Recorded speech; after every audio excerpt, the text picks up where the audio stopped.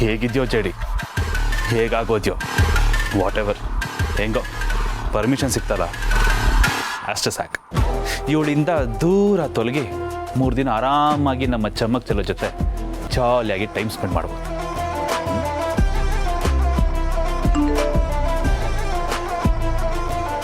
ಹಾಂ, ಚಮ್ಮಕ್ ಚೆಲ್ಲೋ ಮೆಸೇಜ್.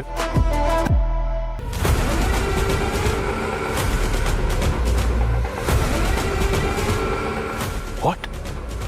ಅಣ್ಣ ಅದಕ್ಕೆ ದಿಯಾ ಮನೆಗೆ ಹೋಗಿದ್ದಾರಾ? ಯಾಕೆ ಯಾಕೆ? ಶಿಟ್, ನನ್ನ ದಿಯಾ ರಿಲೇಶನ್ಶಿಪ್ ಬಗ್ಗೆ ಏನಾದ್ರು ಡೌಟ್ ಬಂದಿದ್ಯಾ? No no no no no, call ಮಾಡಿ ತಿಳ್ಕೊತೀನಿ. Shit, no no no no no, ಹೀಗೆ ಕಾಲ್ ಮಾಡಿದ್ರೆ ಪಕ್ಕ ತಗೊಳಕೋತೀನಿ. ಏನು ಮಾಡಲಿ ಏನಾಗಿರ್ಬೋದು?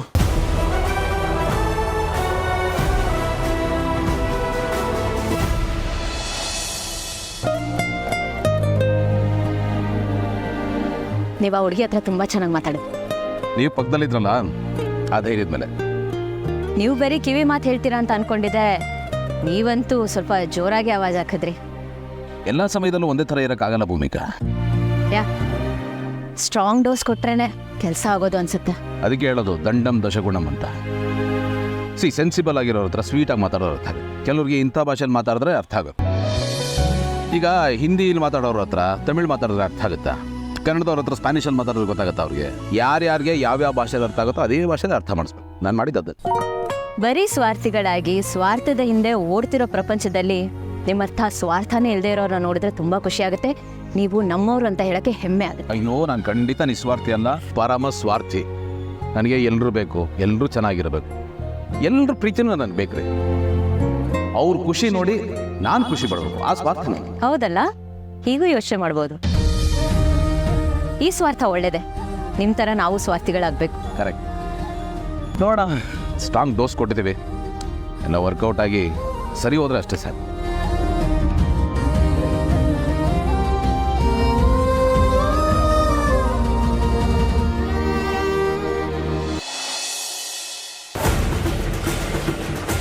ಫೋನ್ ಮಾಡಿ ಚಮ್ಮಕ್ ಚಲೋ, ಗಿವ್ ಮಿ ಅನ್ ಅಪ್ಡೇಟ್.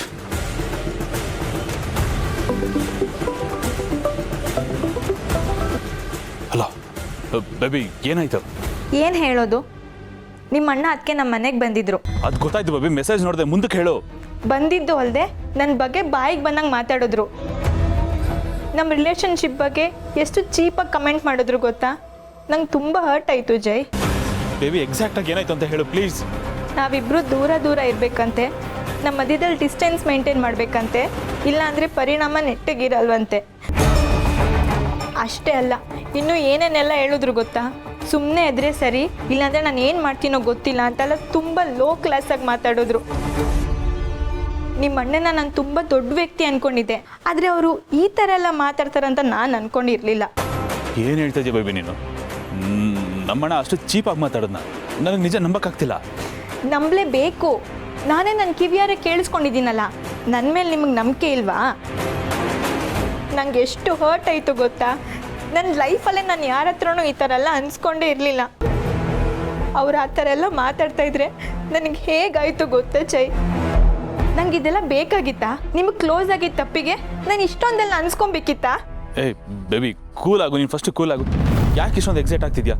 ನಾನು ಇದೀನಿ ತಾನೆ, ನಾನೆಲ್ಲ ನೋಡ್ಕೋತೀನಿ. I do something, trust me. ಏನು ಮಾಡ್ತೀರಾ? ಹಾಂ, ನಿಮ್ಮ ಕೈಲಿ ಏನು ಮಾಡೋಕ್ಕೆ ಸಾಧ್ಯ? ನಿಮ್ಮ ಅಣ್ಣ ಅದಕ್ಕೇನೆ ಬಂದು ಹೇಳಿ ಹೋದ್ರಲ್ಲ. ಒಂದು, ನೀವು ಸುಮ್ಮನಾಗ್ತೀರಾ, ಇಲ್ಲ ನನ್ನ ಫ್ರೆಂಡ್ಶಿಪ್ನ ಕಟ್ ಮಾಡ್ಕೊಂಡು ಹೋಗ್ತೀರಾ. ಅಷ್ಟೇ ನೀವು ಮಾಡೋದು. ಬೇಬಿ ಪ್ಲೀಸ್ ಬೇಬಿ, ಯಾಕೆ ಹೀಗೆಲ್ಲ ಮಾತಾಡಿ ನನಗೆ ಹರ್ಟ್ ಮಾಡ್ತಿದ್ಯಾ? ನಾನು ನಿನ್ನ ಬಿಟ್ಕೊಡ್ತೀನ? ಅದು ಸಾಧ್ಯನಾ? ಯೋಚನೆ ಮಾಡು ಬೇಬಿ, ನಾನು ನಿನ್ನ ಅಷ್ಟು ಹಚ್ಕೊಂಡಿದ್ದೀನಿ, ನೀನು ಎಷ್ಟು ಇಷ್ಟಪಡ್ತೀನಿ ಅನ್ನೋದು ನಿನಗೆ ಗೊತ್ತು ತಾನೆ. ನೋಡು, ಇಲ್ಲಿ ಏನು ಎತ್ತ ಅಂತ ವಿಷಯ ತಿಳ್ಕೊಂಡು ಅದಕ್ಕೆ ಏನು ಮಾಡಬೇಕು ನಾನು ಖಂಡಿತ ಮಾಡೇ ಮಾಡ್ತೀನಿ. Please trust me. ಆದ್ರೆ ಒಂದಂತೂ ತಿಳ್ಕೊ, ನಿನ್ನನ್ನು ಬಿಟ್ಕೊಡೋ ಮಾತೇ ಇಲ್ಲ. ನಿನ್ನ ಯಾವತ್ತೂ ನಾನು ಬಿಟ್ಕೊಡೋದಿಲ್ಲ. ಯಾರು ಏನಾದರೂ ಅನ್ಲಿ, ಏನಾದರೂ ಆಗಲಿ. ಬಟ್ ದಯವಿಟ್ಟು ಇನ್ನೊಂದ್ಸರಿ ಈ ಥರ ಎಲ್ಲ ಮಾತಾಡಿ ನನಗೆ ಹರ್ಟ್ ಮಾಡಬೇಡ, ಆಯಿತಾ? ನಾನು ಏನೋ ಒಂದು ಮಾಡ್ತೀನಿ, ನೀನು ಆರಾಮಾಗಿರು. ಓಕೆ, ಅದೇನು ಮಾಡ್ತೀರಾ ಆದಷ್ಟು ಬೇಗ ಮಾಡಿ. ಇದನ್ನೆಲ್ಲ ನನ್ನ ಕೈಲಿ ಸಹಿಸ್ಕೊಳ್ಳೋದಕ್ಕೆ ಆಗ್ತಿಲ್ಲ ಜೈ. ಸರಿ ಬೇಬಿ, ಒಂದು ನಿಮಿಷ. ನಾನು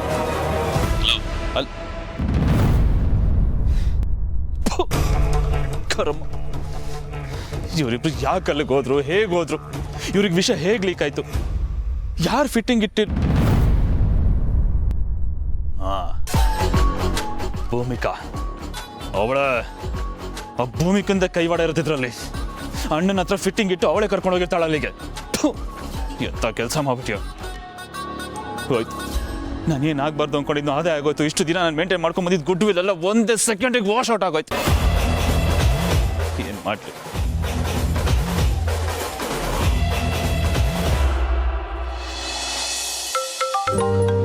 ಅಮ್ಮ, ಹಾ ಅಮ್ಮ ಹೇಳು. ಭೂಮಿ, ಇವತ್ ಯಾವ ದಿವಸ ಅಂತ ನೆನ್ಪಿದ್ಯಾ? ಏನ್ ದಿನ? ಅಯ್ಯೋ ಕಂದ, ಇವತ್ತು ಭೀಮ್ನಮವಾಸೆ. ಅಳಿಯಂದ್ರಿಗೆ ಇನ್ನೂ ಪಾತ್ ಪೂಜೆ ಮಾಡಿಲ್ವಾ ನೀನು? ಹಾ ಸಾರಿ ಅಮ್ಮ, ಮರ್ತು ಬಿಟ್ಟಿದ್ದೆ. ಏನೇ ಭೂಮಿ, ಇಂಥದನ್ನೆಲ್ಲ ಯಾರಾದ್ರೂ ಮರೀತಾರ? ಇದೇ ನಮ್ಮ ಐಡೆಂಟಿಟಿ ಕಣೆ, ನಮ್ ಟ್ರೇಡ್ ಮಾರ್ಕು. ಹಾ ಇಲ್ಲ ಅಮ್ಮ, ಮರ್ತೋಯ್ತು. ಒಂದು ಇಂಪಾರ್ಟೆಂಟ್ ಕೆಲಸದಲ್ಲಿ ಹೊರಗೆ ಹೋಗಿದ್ವಿ, ಈಗ ತಾನೇ ಬಂದ್ವಿ. ನಾನು ನಿಂಗೆ ಆಮೇಲೆ ಕಾಲ್ ಮಾಡ್ತೀನಿ. ಸರಿ ಬಾಯ್. ಯಾವಾಗ್ಲೂ ಅವಸರ. ಸಾರಿ ಗೌತಮ್ ಅವರೇ, ಇವತ್ತು ಭೀಮ್ ಅಮಾವಾಸ್ಯೆ, ನಿಮ್ಮ ಪಾದ ಪೂಜೆ ಮಾಡೋದನ್ನೇ ಮರ್ತು ಬಿಟ್ಟಿದೆ. Really very sorry. ಪರವಾಗಿಲ್ಲ ಬಿಡ್ರಿ, ಅದರಲ್ಲೇನಿದೆ, ಮಾಡದೇ ಇದ್ರೂ ನಡೆಯುತ್ತೆ. ಅರೆ, ಮಾಡದೇ ಇದ್ರೂ ನಡೆಯುತ್ತೆ ಅಂತ ಹೇಗೆ ಹೇಳ್ತಿದ್ದೀರಾ? ನಮ್ಮ ಸಂಪ್ರದಾಯ ನಂಬಿಕೆನ ಹಾಗೆಲ್ಲ ಬಿಟ್ಕೊಡೋದಕ್ಕಾಗೋದಿಲ್ಲ. ನೀವು ಫ್ರೆಶ್ ಅಪ್ ಆಗಿ ಬನ್ನಿ, ನಾನು ಕಾಯ್ತಿರ್ತೀನಿ. ಓಕೆ.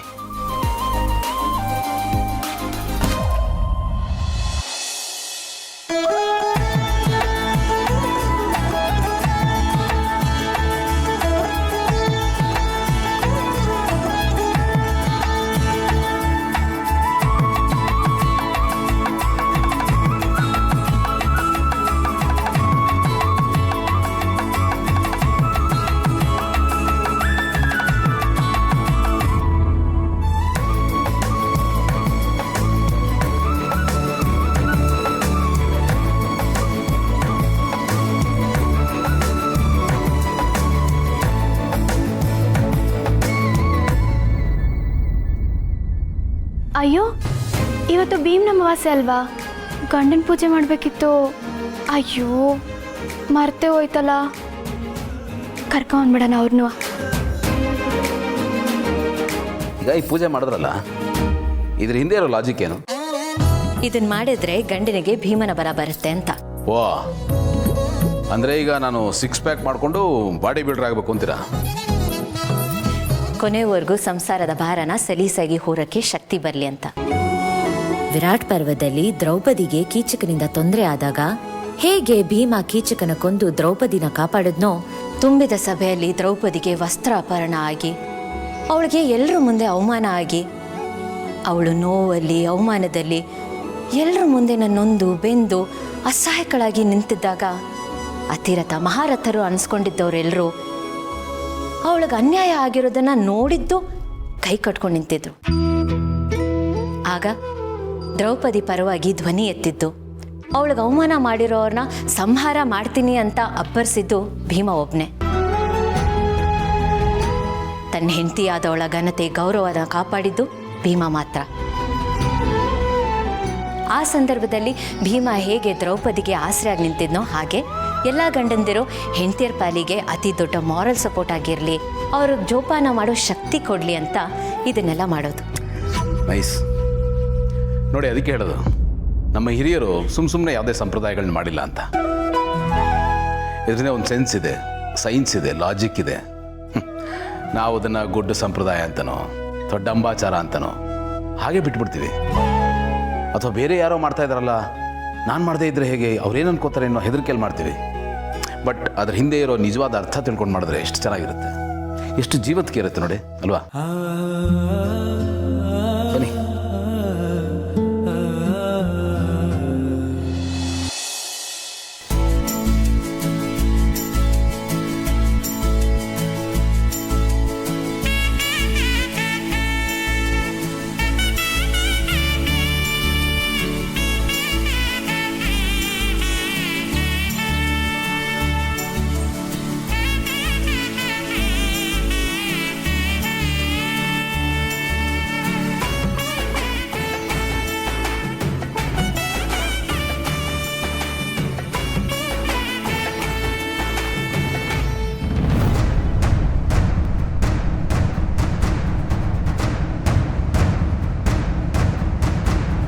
ಆದಷ್ಟು ಬೇಗ ನನ್ನನ್ನು ಬಿಟ್ಟು ತೊಲಗು.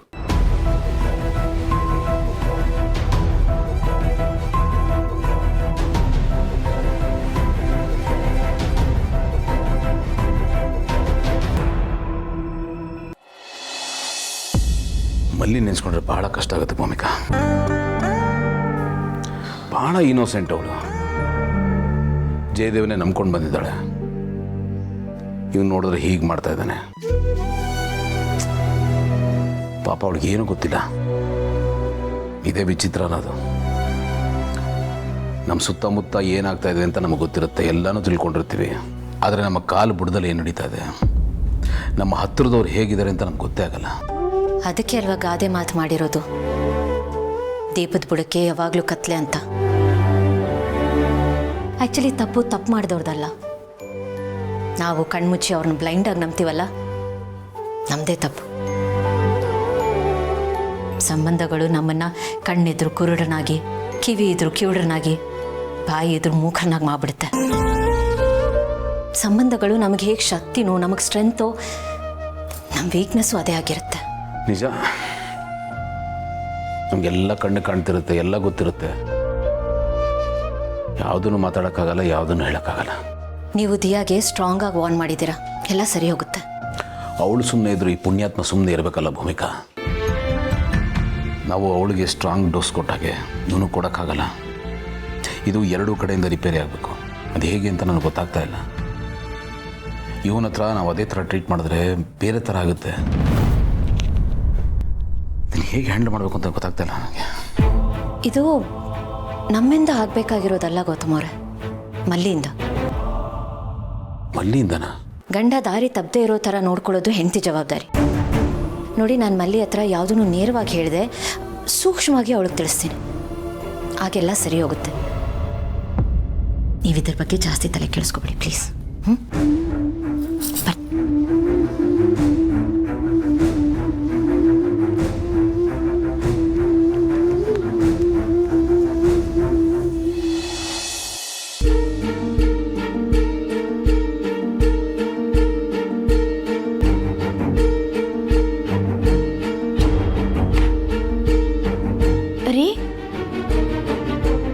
ರೀ, ಯಾಕೆ ಏನಾಯ್ತು? ಅದು ಮಲ್ಲಿ, ನನಗೆ ಹೇಗೆ ಹೇಳಬೇಕು ಅಂತಾನೆ ಗೊತ್ತಾಗ್ತಾ ಇಲ್ಲ. ನನ್ನ ಫ್ರೆಂಡ್ ಸರ್ಕಲ್ ಹೇಗೆ ಅಂತ ನಿನಗೆ ತುಂಬ ಚೆನ್ನಾಗಿ ಗೊತ್ತು ತಾನೆ. ಓ, ಎಲ್ಲರೂ ನಿಮ್ಮ ಥರನೇ ಸಾನೇ ಒಳ್ಳೆಯವರು, ಗೊತ್ತು ಅಲ್ವಾ? ಬಾ ಮಲ್ಲಿ, ಕೂತ್ಕೋ. ನಿನಗೆ ನನ್ನ ಫ್ರೆಂಡ್ ಅವತ್ತು ಬರ್ಡೇ ಪಾರ್ಟಿ ಕರ್ಕೊಂಡು ಹೋಗಿದ್ನಲ್ಲ, ದಿಯಾ, ಗೊತ್ತು ತಾನೆ? ಓ, ಗೊತ್ತು. ನಾನು ಅವ್ರ ಜೊತೆಗೆ ಹೇಗಿದ್ದೆ, ಹೇಗೆ ನಡ್ಕೊಂಡೆ, ಎಷ್ಟು ಜನರಲ್ ಆಗಿ ಸಿಂಪಲ್ ಆಗಿದ್ದೆ ಅನ್ನೋದು ನಿನಗೆ ನೆನಪಿದೆ ತಾನೆ?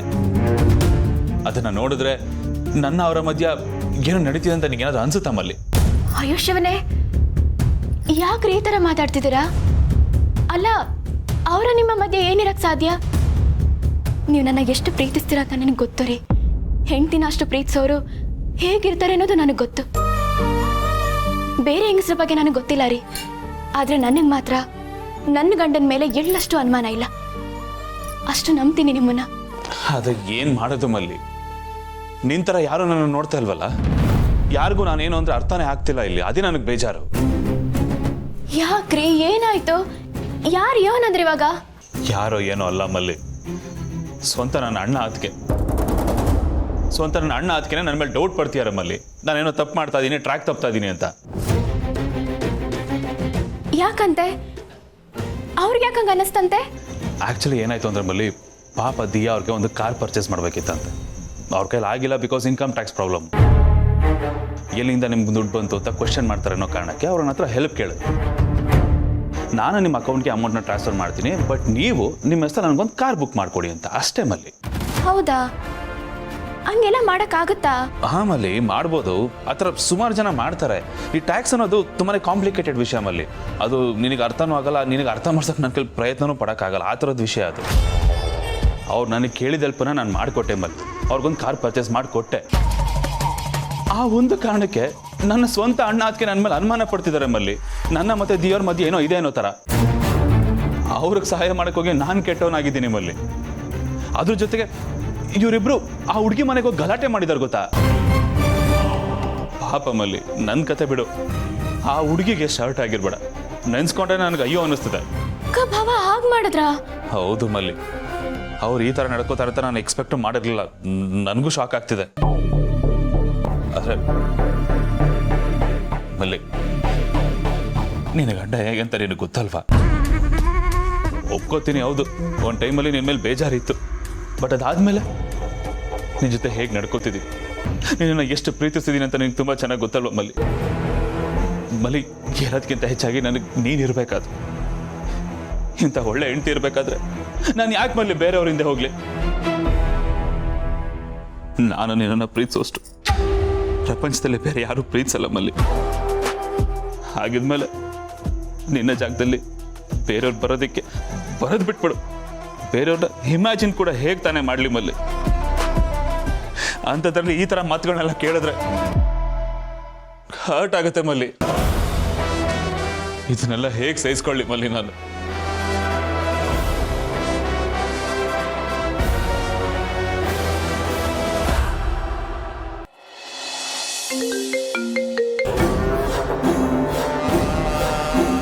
ಹೇಳಮ್ಮ ಅಪೇಕ್ಷಾ. ಆಂಟಿ, ಅದು ನೀವು ನನ್ನ ಪಾರ್ಥನ ವಿಷಯದಲ್ಲಿ ಏನಾದರೂ ಮಾಡ್ತೀನಿ ಅಂತ ಮಾತು ಕೊಟ್ಟಿದ್ದೀರಾ ನಿಜ. ಆದರೆ ಇನ್ನೂ ಏನು ಪ್ರೋಸೆಸ್ ಆಗ್ತಾ ಇಲ್ವಲ್ಲ, ಅದಕ್ಕೆ ನಂಗೆ ಸ್ವಲ್ಪ ಟೆನ್ಷನ್ ಆಯಿತು. ಸೊ ಕಾಲ್ ಮಾಡಿದೆ. ಇದಾ ವಿಷಯ? ನನಗೆ ನಿನ್ನ ಕಷ್ಟ ಅರ್ಥ ಆಗತ್ತಮ್ಮ. ನೀನಲ್ಲ, ನಿನ್ನ ಜಾಗದಲ್ಲಿ ಯಾರೇ ಇದ್ದರೂ ಹೀಗೆ ಯೋಚನೆ ಮಾಡೋದು. ಆ್ಯಕ್ಚುಲಿ ನಾನು ಈ ಪ್ರಾಸೆಸ್ನ ಡಿಲೇ ಮಾಡೋದಕ್ಕೆ ರೀಸನ್ ಇದೆ ಅಮ್ಮ. ಏನಂಟಿ? ಅಮಾವಾಸ್ಯೆ ಕಳೀಲಿ ಅಂತ ಕಾಯ್ತಾ ಇದ್ದೆ. ಒಂದು ಒಳ್ಳೆ ಮುಹೂರ್ತ ನೋಡಿ ಮುಂದುವರ್ಸೋಣ ಅಂತ. ಅಂದರೆ ಇನ್ನೂ ಲೇಟ್ ಆಗುತ್ತಾ ಆಂಟಿ? ಇಲ್ಲ ಇಲ್ಲ, ನೀನೇನೂ ಚಿಂತೆ ಮಾಡಬೇಡ. ಅಮಾವಾಸ್ಯೆ ಕಳೀತಲ್ಲ, ಏನು ತಡ ಮಾಡಲ್ಲ. ಹೇಗೂ ನಾಳೆ ಒಳ್ಳೆ ದಿನ ಇದೆ. ನಾಳೆನೇ ನಿಮ್ಮ ಮನೆಗೆ ಬಂದು ಎಲ್ಲನೂ ಇತ್ಯರ್ಥ ಮಾಡ್ತೀನಿ. ಈಗ ಆಗ್ತಿರೋ ಎಲ್ಲ ಕನ್ಫ್ಯೂಷನ್ಸ್ಗೂ ಫುಲ್ ಸ್ಟಾಪ್ ಇಡ್ತೀನಿ. So no more confusions, no more worries. ನಾಳೆನೇ ಎಲ್ಲ ಕ್ಲಿಯರ್ ಆಗುತ್ತೆ. ಓಕೆನಾ? ಸರಿ ಆಂಟಿ. ನೀನು ಯಾವುದೇ ಕಾರಣಕ್ಕೂ ಭಯ ಪಡಬೇಡ, ಯಾವ ಡೌಟು ಇಟ್ಕೋಬೇಡ. ನಿನ್ನನ್ನು ಮತ್ತು ಪಾರ್ಥನ ಒಂದು ಮಾಡೇ ಮಾಡ್ತೀನಿ. ಯಾರು ಏನೇ ಹೇಳಿ, ಎಂಥದೇ ಮಾತು ಬರಲಿ, ನಾನು ನಿಮ್ಮ ಜೊತೆಗಿರ್ತೀನಿ. ನಾನು ಎಲ್ಲರನ್ನೂ ಕನ್ವಿನ್ಸ್ ಮಾಡ್ತೀನಿ. ನನ್ನ ನಂಬು, ಎಲ್ಲ ಒಳ್ಳೇದಾಗತ್ತೆ.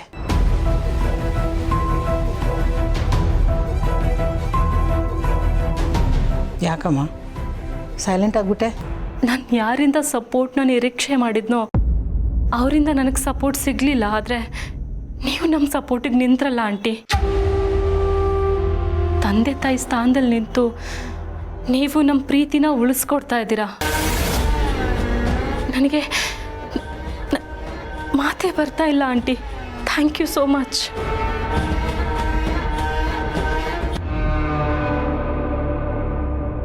ನಿನಗೂ ತುಂಬ ಥ್ಯಾಂಕ್ಸ್ ಅಪೇಕ್ಷಾ. ಕರೆಕ್ಟ್ ಟೈಮಿಗೆ ಸಿಕ್ಕಿದೆಯಾ, ನೋಡ್ತಾ ಇರು. ನೆನ್ನಿಟ್ಕೊಂಡು ಮುಂದೆ ಹೇಗೆ ಆಟ ಆಡ್ತೀನಿ ಅಂತ.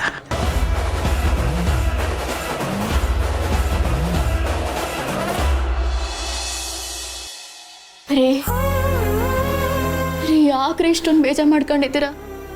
ಇಲ್ಲಿ ನೋಡಿ, ನನಗೆ ನಿಮ್ಮನ್ನ ಈ ಥರ ನೋಡೋಕ್ಕಾಗಲ್ಲ ರೀ. ಸಹನೆ ಸಂಕಟ ಆಗ್ತೈತೆ.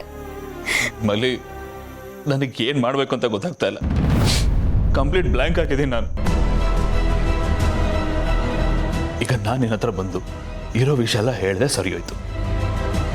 ಅದೇ ಒಂದು ವೇಳೆ ನನಗಿಂತ ಮುಂಚೆ ಅಣ್ಣ ಅದಕ್ಕೆ ಬಂದು ನಿನ್ನ ಹತ್ರ ಈ ವಿಚಾರ ಎಲ್ಲ ಹೇಳಿ, ನೀನು ಅದನ್ನು ಕೇಳಿ ಅದನ್ನು ನಂಬಿ ನನ್ನನ್ನು ಕೆಟ್ಟವನು ಅಂತ ಅನ್ಕೊಂಡಿದ್ದಿದ್ರೆ ನನಗೆ ಏನು ಮಾಡಬೇಕಿತ್ತು ಮಲ್ಲಿ? ಹಾಗೇನಾದರೂ ಆಗಿದ್ದಿದ್ರೆ ನಾನು ಬದುಕಿದ್ದನು ಸತ್ತಾಗ್ತಿತ್ತಲ್ಲ ಮಲ್ಲಿ. ರೀ ಹಂಗೆಲ್ಲ ಮಾತಾಡಬೇಡ್ರಿ, ಬಿಡ್ತು ಅನ್ನಿ. ನೀವು ಇಷ್ಟೊಂದೆಲ್ಲ ಬೇಜಾರು ಮಾಡ್ಕೋಬೇಡ್ರಿ. ನನಗೆ ನಿಮ್ಮನ್ನ ಈ ಥರ ನೋಡೋಕ್ಕಾಗಿಲ್ಲ. ನಾನಾದರೂ ಏನು ಮಾಡಲಿ ಮಲ್ಲಿ? ಈ ಥರದ್ದೇನಾದರೂ ಆಗಿ ಎಲ್ಲಿ ನೀನು ನನ್ನಿಂದ ದೂರ ಆಗ್ತೀಯೋ, ಅಥವಾ ಎಲ್ಲರೂ ಸೇರಿ ಎಲ್ಲಿ ನಮ್ಮಿಬ್ರನ್ನು ದೂರ ಮಾಡ್ತಾರೋ ಅನ್ನೋ ಭಯ ಕಾಡ್ತಿದೆ ಮಲ್ಲಿ ನನಗೆ. ಯಾಕ್ರಿ ಹಿಂಗೆಲ್ಲ ಮಾತಾಡ್ತಿದ್ದೀರಾ? ಹಂಗೆಲ್ಲ ಆಗಕ್ಕೆ ಹೆಂಗ್ ಸಾಧ್ಯ ಹೇಳಿ? ಯಾರು ಏನೇ ಬಂದು ಹೇಳಿದ್ರು ನಾನು ನಂಬೇಕಲ್ಲ. ಯಾಕೆಂದ್ರೆ ನೀವೇನು ಅಂತ ನನಗೆ ಗೊತ್ತೈತೆ. ಎಂಥ ಬಿರುಗಾಳಿ ಬೀಸಿದ್ರು ನನ್ನ ನಂಬಿಕೆ ಅನ್ನೋ ಬುಡ ಅಲ್ಲಾಡಕ್ಕಿಲ್ಲ ರೀ. ನಿಮ್ಮ ಮೇಲೆ ಅಷ್ಟು ನಂಬಿಕೆ ಇಟ್ಟಿದ್ದೀನಿ ನಾನು. ನೀವೇನು ಯೋಚನೆ ಮಾಡಬೇಡ್ರಿ. ನಮ್ಮ ಪ್ರೀತಿ ಯಾವಾಗಲೂ ಹಿಂಗೆ ಇರ್ತೈತೆ. ನಮ್ಮನ್ನು ಯಾರಿಂದನೂ ದೂರ ಮಾಡೋಕ್ಕಾಗಿಲ್ಲ. ನಿಜ ನಮ್ಮಲ್ಲಿ ನೀನು ನಂಬೋದು ತಾನೆ. ಯಾರು ಏನೇ ಹೇಳಿದ್ರು ಏನೇ ಮಾಡಿದ್ರು ನಿನಗೆ ನನ್ನ ಮೇಲಿರೋ ನಂಬಿಕೆ ಕಡಿಮೆ ಆಗಲ್ಲ. ಖಂಡಿತ ಬದಲಾಗಲ್ಲ ರೀ. ನೀವೇ ನನಗೆಲ್ಲ. ನಾನು ನಿಮ್ಮನ್ನು ಯಾವತ್ತೂ ಬಿಟ್ಕೊಡಲ್ಲ. ಸದ್ಯ ಬೀಸೋ ದೊಣ್ಣೆಯಿಂದ ತಪ್ಪಿಸ್ಕೊಂಡ್ರೆ 100 ವರ್ಷ ಆಯಾಸ ಅಂತಾರೆ. ಸದ್ಯಕ್ಕೆ 7 ನಂಬಿಕೆ ಒಂದು ಉಳಿಸ್ಕೊಂಡಲ್ಲ, ಸಮಾಧಾನ ಆಯಿತು. ಈಗ ಅವರಿಬ್ಬರನ್ನ ಹೇಗೆ ಬ್ಯಾಲೆನ್ಸ್ ಮಾಡಲಿ?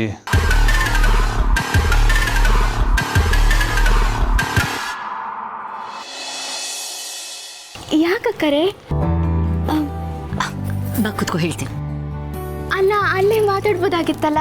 ಕುತ್ಕೋ.